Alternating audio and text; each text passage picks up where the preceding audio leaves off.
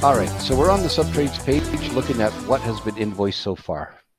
Now it's time to make payments on those invoices. So I'm going to go back to the project page. I can hit the back arrow or the forward arrow. Either one will lead me back to the projects page. Here's the information, sample projects. I click on sample projects. Then I click on update billings and payments. And I get back to this page for making billings and payments.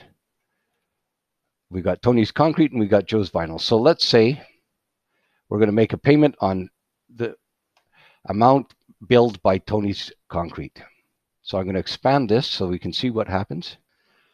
Okay, so let's pay that invoice. I'm going to click on pay an invoice or a change order. I'm going to select Tony's Concrete. We're going to pay an invoice. It's a new payment. And let's see what this looks like. So this sample project is the project. Tony's Concrete is a subtrade. We need a payment number, whatever on your payment it says. So put that. So it says net invoice amount is $9,100. Net assessed amount is $8,100. Then underneath it says payment should be the net invoice amount or the net assessed amount, whichever is lower. So in this case, we've assessed that we should only be paying $8,100. So that's what should go in here. We filled in the lowest one for you. That's what you should pay. You should pay what your site supervisor assessed. So that's what it says. So I'm going to click finished and let's see what happens. Okay, so they've invoiced us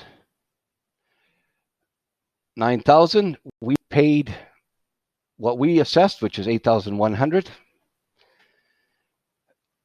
So far it says we're underpaid by $1,000. Once all the invoices come in and all the payments are made, it should all work out in the end, and it should be by the end of the project 0 for over or underbilled and 0 for over or underpaid. But this is where we're at right now.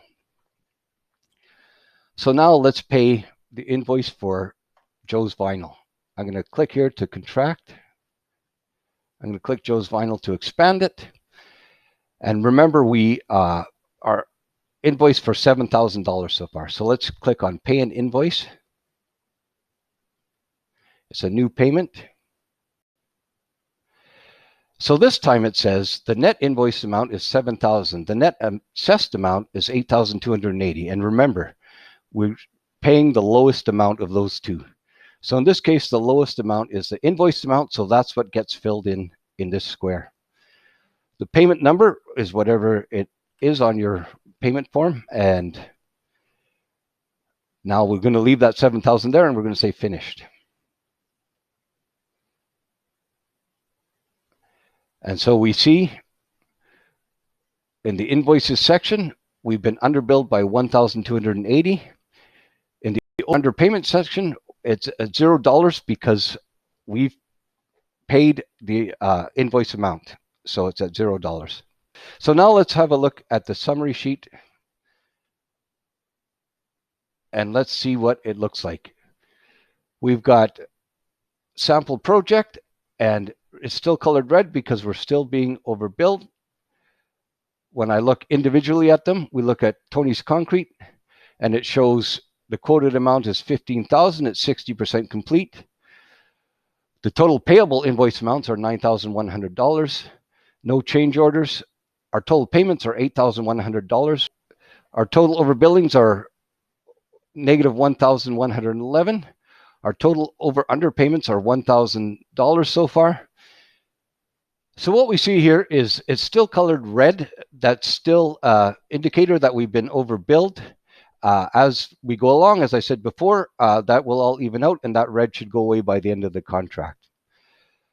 The total holdback amount is the total holdback amount on the entire contract. The entire contract is $15,000, so the total holdback is $1,500.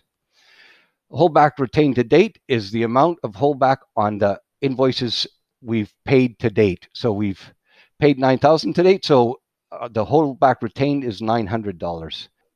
And eventually the holdback retained to date will match the total holdback when we've paid all the invoices, those two numbers will match. So now let's look at the page. And on the subtrade page, all the same information is here. For Tony's Concrete, we see that it's still colored red because we're still overbuilt. We see the total of the holdbacks is 1,500, 10% of 15,000. We see the holdback retained to date is 900, which is 10% of the amount we paid, 9,000.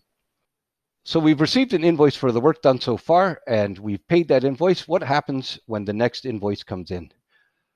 Let's find out. I'm going to click Sample Project, Update Billings. And now we've got word from our site supervisor that Tony's Concrete is now 100% done. So I'm going to select Tony's Concrete, and I'm going to update them. When I scroll down, I see there's two choices at the bottom, 100% less holdback, and then the holdback amount. So when they're 100% done, then I click 100% less holdback. I finish updating, and let's see what Tony's Concrete looks like right now. We've got the contract amount of $13,500. It says previous billings is $0 because we haven't entered a second invoice yet. So the amount on the contract is $13,500. The actual completed is $13,500 now. The last invoice we did was invoice 1, and that was for $9,100. So the total of invoices is $9,100, which means we're underbilled by $4,400 so far. Okay, so let's enter an invoice. Select Tony's Concrete, new invoice. And this will be invoice number 2, let's say. The total uninvoiced amount is $4,888, minus the holdback is $4,400. So this actually turns out to be the amount they invoiced, and it's the amount that our site supervisor has assessed they should have invoiced. So let's click Finished.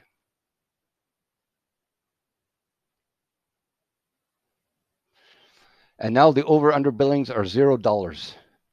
We're underpaid by $5,400 because that was the overbilled amount from the last invoice plus the amount that our site supervisor assessed should be owing this invoice. Okay, so now it's time to make payment. So let's click on Pay an Invoice or a Change Order. I'm going to pay an invoice, a new payment for Tony's Concrete. And what does it say now? It asks for a payment number. It says the net invoice amount is $5,400. The net assessed amount is $5,400. So we know exactly what to pay.